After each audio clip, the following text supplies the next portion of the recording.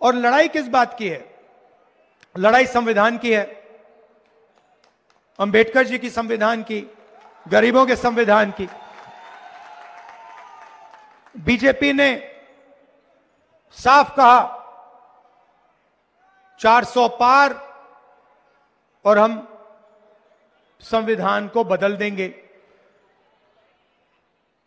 उनके नेताओं ने कहा कि संविधान को हम बदलेंगे। कुछ दिन पहले मोहन भागवत जी कहते हैं 15 अगस्त को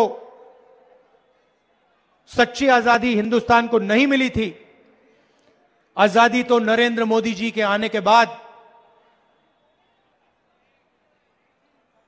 हिंदुस्तान को मिली है। इसका मतलब मोहन भागवत जी ने इसका अपमान किया, कॉन्स्टिट्यूशन का अपमान किया, अंबेडकर जी का अपमान किया। अगर 15 अगस्त 1947 में आजादी नहीं मिली तो इसका क्या मतलब है? आजादी का फल हमारा संविधान है और बीजेपी के नेता कह रहे हैं कि हमें आजादी नहीं मिली। आजादी तो हमें मोदी जी के आने के बाद, जब राम मंदिर का उद्घाटन हुआ है, तब मिली है। और राम मंदिर के उद्घाटन में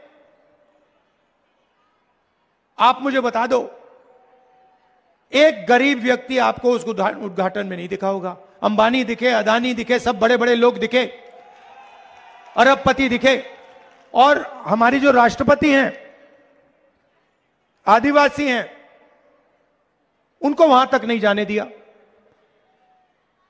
नई पार्लियामेंट बिल्डिंग का उद्घाटन होता है, नरेंद्र मोदी जी कहते हैं हिंदुस्तान की राष्ट्रपति नहीं जाएंगी, उद्घाटन वो नहीं करेंगी।